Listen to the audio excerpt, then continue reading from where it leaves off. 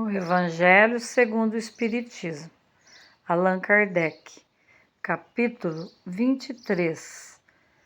Não vim trazer a paz, mas a divisão.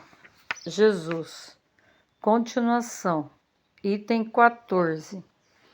Há a observar-se que o cristianismo chegou quando o paganismo estava em seu declínio e se debatia contra as luzes da razão. Era praticado ainda quanto à forma, mas a crença tinha desaparecido. Só o interesse pessoal o sustentava. Ora, o interesse é tenaz, não cede jamais à evidência, se irrita tanto mais quanto os raciocínios que se lhe opõem são mais peremptórios e lhe demonstram melhor seu erro. Ele bem sabe que está em erro, mas isso não lhe toca, porque a verdadeira fé não está em sua alma. O que mais teme é a luz que abre os olhos aos cegos. Esse erro lhe tem proveito, e por isso se agarra a ele e o defende. Sócrates não tinha ele também emitido uma doutrina análoga até certo ponto à do Cristo? Por que, pois, não prevaleceu nessa época entre um dos povos mais inteligentes da terra? É que o tempo não havia chegado. Ele semeou em terra não trabalhada. O paganismo não estava ainda gasto. Cristo recebeu sua missão providencial no tempo próprio. Todos os homens do seu tempo não estavam, tanto quanto era preciso, à altura das ideias cristãs, mas havia uma aptidão mais geral para assimilá-las, porque se começava a sentir o vazio que as crenças vulgares deixam na alma. Sócrates e Platão tinham aberto o caminho e predisposto os espíritos. Ver na introdução, Sócrates e Platão. 15. Infelizmente, os adeptos da nova doutrina não se entenderam sobre a interpretação das palavras do mestre, a maior parte veladas sob a alegoria e a figura.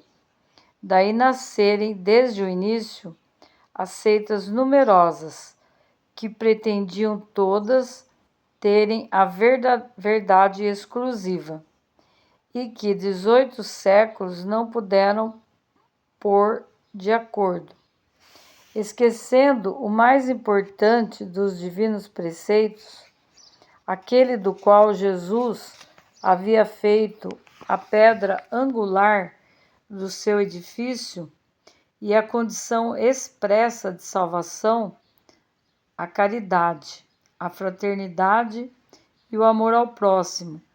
Essas seitas trocavam anátemas e se arrojaram umas sobre as outras, as mais fortes esmagando as mais fracas, abafando-as no sangue, nas torturas e nas chamas das fogueiras. Os cristãos, vencedores do paganismo, de perseguidos se fizeram perseguidores. Foi com o ferro e o fogo que plantaram a cruz do Cordeiro, sem mácula, nos dois mundos. É um fato constatado que as guerras religiosas foram as mais cruéis e fizeram mais vítimas do que as guerras políticas, e que em nenhuma se cometeram mais atos de atrocidade e de barbárie. Isso foi culpa da doutrina do Cristo? Não, certamente, porque ela condena formalmente toda violência.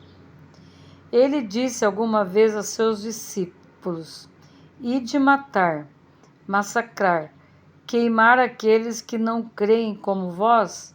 Não, porque lhes disse ao contrário: todos os homens são irmãos, e Deus é soberanamente misericordioso. Amai o vosso próximo, amai os vossos inimigos, fazei o bem àquele que vos perseguem. E lhes disse ainda: quem matar pela espada, perecerá pela espada. A responsabilidade não é, pois, da doutrina de Jesus, mas daqueles que a interpretaram falsamente e dela fizeram um instrumento para servir às suas paixões. Daqueles que ignoraram estas palavras: meu reino não é deste mundo. Jesus, em sua profunda sabedoria, previa o que devia ocorrer, mas essas coisas eram inevitáveis, porque se prendiam à inferioridade da natureza humana, que não podia se transformar de repente. Seria preciso que o cristianismo passasse por essa longa e cruel prova de 18 séculos para mostrar toda a sua força.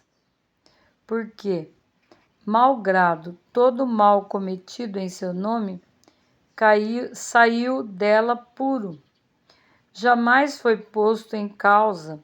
A censura sempre recaiu sobre aqueles que dele abusaram. A cada ato de intolerância sempre se disse: se o cristianismo fosse melhor compreendido e melhor praticado, isso não teria ocorrido.